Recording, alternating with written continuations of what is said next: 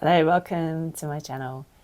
King of Swords today, which is the last of the court cards for this deck. I'm going to probably talk a little bit about how I feel about the kings in general. The card I've chosen, I admit, also feels like a compromise. As I said when I was doing the King of Wands, I had two songs in mind for the King of Wands and couldn't really choose between them. I chose Houdini for the King of Wands, which I am really happy with. And I chose this song because of a particular lyric which I thought fitted really well with the King of Swords. But it is a compromise. I'm not completely happy. So let's just talk about the kings. I think it's quite an interesting question to ask. Which of the court cards is your least favourite group? And for me, it's definitely the kings. And I'm not saying that makes the kings the worst of the court cards. I'm just saying that for me, there's something about my personality and who I am that means that I don't really relate to the kings as much as the other. Like, you know, I can see the energy of the enthusiasm of the knights. I can feel that sometimes. I definitely relate to the queens as well, and that curiosity of the pages. But the kings to me, and this is why I've put them all together here in the Rider-Waite, and even more so in the deck that I'm going to show you in a minute. They, like, I know they've all got different ads, so I'm going to try and straighten this up a bit. I'm a bit wonky today, so I'm all over the place, and the sun's coming through the window, but I'm reluctant to draw the curtains because it is such a beautiful day and I'm not used to this sun, so I apologise if that's distracting too. But I thought it's quite interesting to see them all together. I mean, the King of Wands isn't even looking at us. I mean, I tend to think of the King of Wands as sort of quite charismatic and warm, so I don't know why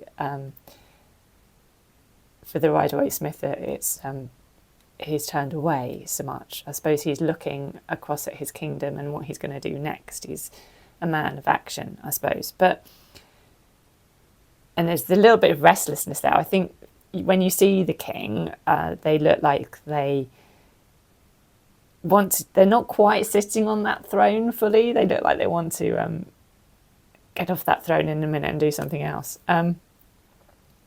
The King of Cups has this really stern expression which doesn't feel welcoming to me. The King of Swords is looking straight at us, but it feels quite confrontational and direct, like he's seeing through us. And the King of Pentacles, well, I think he's my favourite of the lot. He's got all this ivy growing over him and he's contemplating and reflecting something. He seems okay to me. But I wouldn't really want to meet any of the other three. But I was going back to what I find challenging about the kings, I think, is because generally they are seen as in leadership. There's a distance there because of that leadership role, a detachment, a clarity. I feel they can lack warmth, maybe not the King of Wands so much, but I think they can lack warmth maybe compared to the Queen sometimes. And I think it's just because in my life, maybe I haven't been in that, maybe if I'd been a manager of a business, say, and I was used to being in a leadership position, I'd feel very differently about this card. But I haven't often been in that position during my life. So I think it's also about maybe my hang-ups about leaders and leadership. So yeah, I'm definitely not coming at this from an objective viewpoint. King of Swords, I suppose, is different if we think about the air. So this is your thought with mind. I would say this is just, I suppose, with the court cards, we sometimes attach them to various famous people, don't we? And not really knowing much about American politics, this isn't a political statement, but I've always thought of Barack Obama as a king of swords. I suppose it's that legal clarity, and he just someone who's very much in control of their mind and their language, someone who's articulate. Perhaps that's also why I don't identify, because I'm not really an articulate, as if you see my videos, you'll know I'm not particularly articulate. I struggle to find words. That's why I like writing, because that helps me to process language. But I think of King of Swords as someone who has gained mastery of language and mastery of their thoughts. And I'm not saying that's always a good thing, because that can detach them from their heart, their creativity. I don't think of... So maybe I would associate something like Knight of Swords with more of a writer or a poet, or someone that uses language creatively. I would think of the King of Swords more as someone who uses language, like a lawyer. So the very precise, rather than creative. It is about setting boundaries and control and stuff. And I suppose that is possibly also why I'm finding this difficult to connect with. Now, I just wanted to quickly, before I go on to this card, I just wanted to give an example of a deck which treats all the kings very differently. And I'm not really going to do a conclusion about that. I just thought it was quite interesting, and maybe leave you to think what you think of this. So this is from the Painted Tarot. Right, so these are the normal cards, or the other cards of the Painted Tarot. You can see they're incredibly colourful, really, really beautiful. It's a beautiful deck. But all the kings, I think the kings do look almost like they're painted from the same model, actually, but all the kings are in this black and white. And I'm going to read in a minute what the artist said about her choice for that, because I think that's interesting. But when I'm using this deck, it means that I never like drawing the kings. To me, they look something a little bit shifty about them. They don't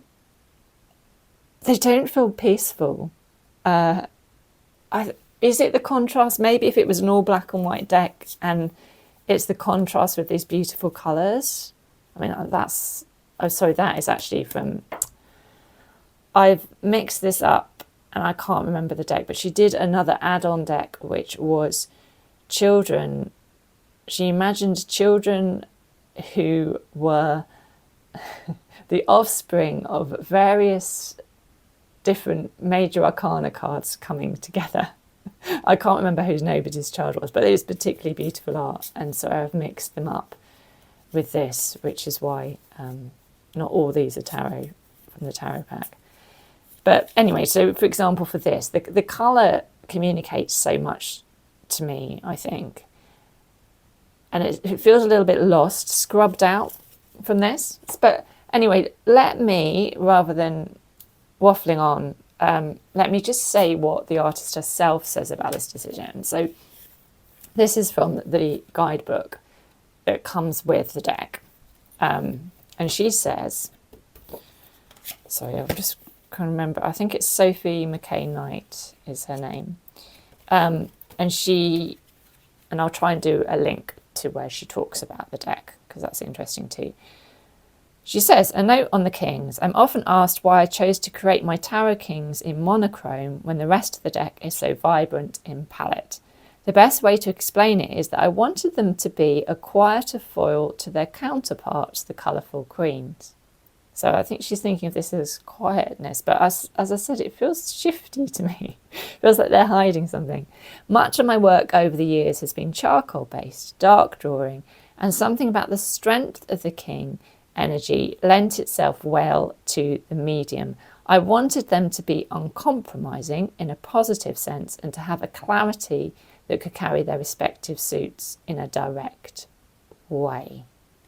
So almost like no frills. I suppose when you reach a level of maturity, maybe where you don't have to perform. You can just be yourself. You don't have to put on a show. Maybe there's an element of that in it as well, which adds an interesting perspective to the Kings. Right. So now saying all that, I'm going to complicate everything. Excuse me. Complicate everything even more by showing you my Kate Bush card, which adds another layer. So I have chosen King of the Mountain from the Ariel album. And I've chosen this mainly because of the lyric, "The wind is whistling through the house," which I thought was wonderful because we're associated with swords and air and that sense of movement. The thing I get with the Kings, which I think is interesting, is they feel like, to me, they are still and stable while change is happening around them.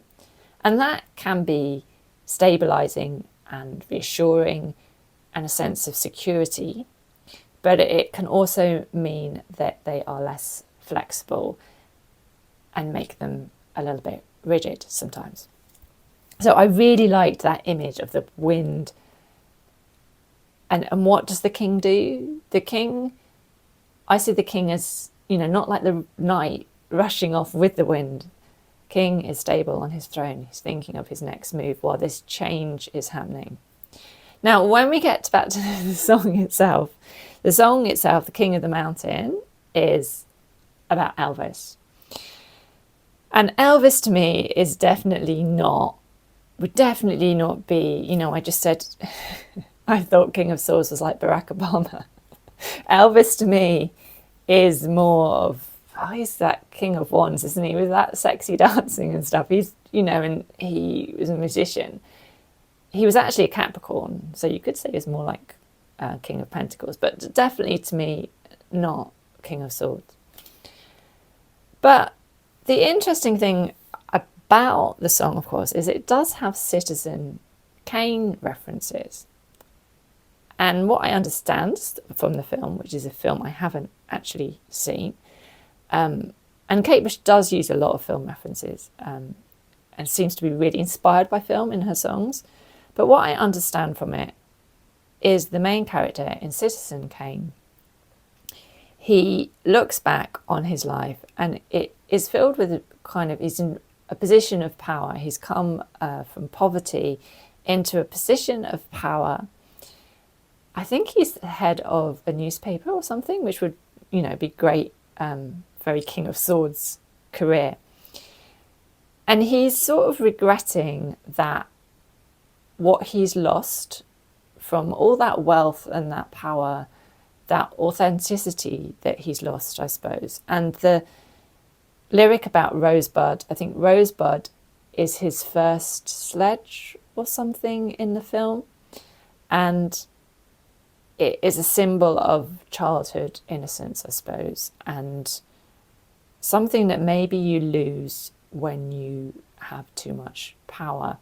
And I think that's where it fits in with the Elvis, and a theme which seems to be particularly fascinate Kate Bush, I think, especially in her later albums, and maybe when she has withdrawn herself from public life, of that,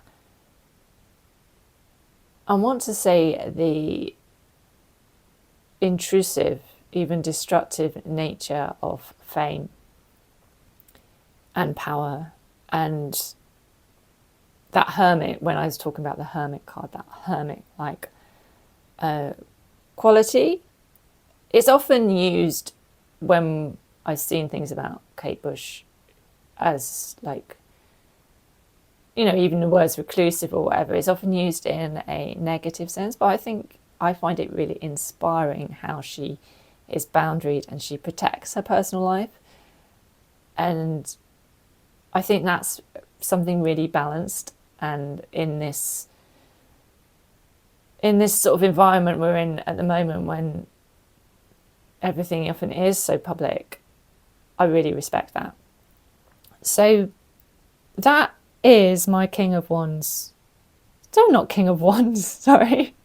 What's going to... This is my King of Swords. Okay, it is the King of Swords. And it is King of the Mountain. See, it had to be a king, this song, didn't it, with that title, definitely. But Mountain, you know, that could have been Pentacles too. I mean, Kate Bush writes fantastic songs which have so many different layers, and they could be so many different songs as well. So that's what also sometimes makes my job harder.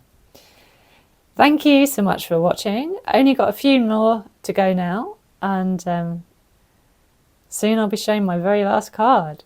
Right, thank you, and enjoy the rest of your day. Goodbye.